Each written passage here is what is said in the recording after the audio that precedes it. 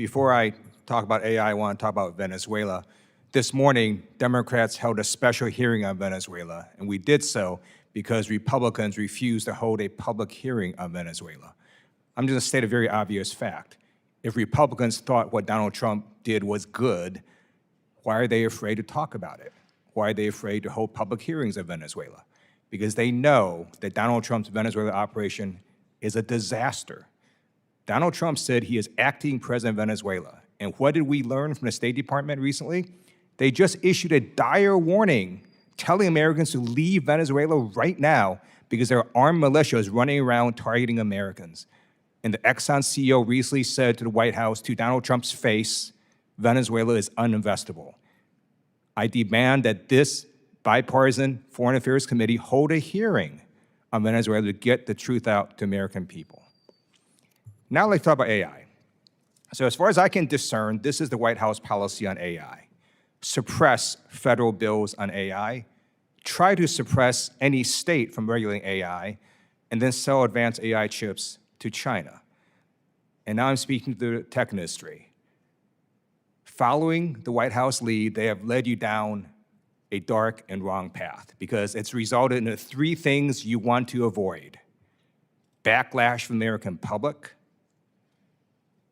You've got now backlash from Democrats and Republicans, and you've got multiple states regulating you.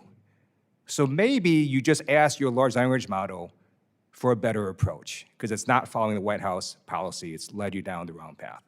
Now, specific to export controls on AI chips, I think there's really only one question here, which is, well, how long is this going to delay China from getting the chips? Or getting the same sort of capability. I served on the US Air Force on active duty. One of the reasons we have an amazing Air Force is not because we have a fighter jet no one else has. It's because we have a fighter jet no one else has for 10 to 20 years. So in terms of AI chips, if you were to tell me that stopping or banning high-performance chips to China would hold China back for 2 weeks, I'd say sell these chips to them. If it was 2 months, I'd probably still say sell these chips to them. If it was 2 years, I would say no, we probably shouldn't sell these chips to them. So my question is, what NVIDIA has said is that the highest performance Chinese chip, which I understand is the Sen 910C, is comparable to the H200. So I just want to ask that question of all of you. Do you agree with that? And if you don't, what is a timeline we're talking about here? 2 months, 2 weeks, 2 years? Anyone can answer that. I'll speak to it briefly. I think it's a very important question to focus on the actual technical details. And it is, first of all, just not the case that any chip coming out of Huawei at this point is the equivalent of what the H200 can do. I think it's also important to make two other distinctions. One is just how many chips Huawei can produce.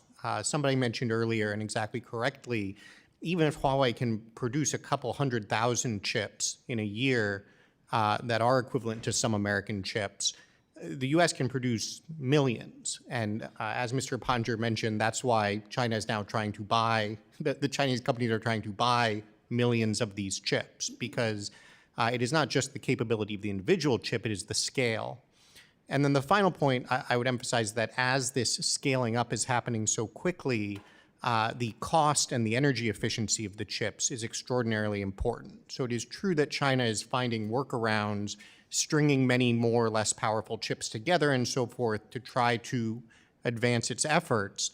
But having that higher cost, having that higher complexity is a burden for them, and it gives us an advantage. And so every generation, as we continue to move forward, that we are able to expand our lead in total capacity, that we are able to build data centers that are better than the data centers they build, leads to an entrenched and sustainable advantage. So let me just ask this question again.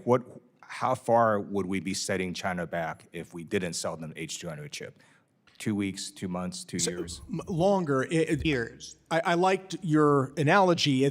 You know, the H200 is an F-35. Just because we're now going to be building an F-47 is not grounds for us to start selling all of our F-35s to China. Your analogy is exactly right. These are massive investments that American companies have made into current generation technology. Just because there's going to be another generation later is not a reason for us to bring China up to where we are.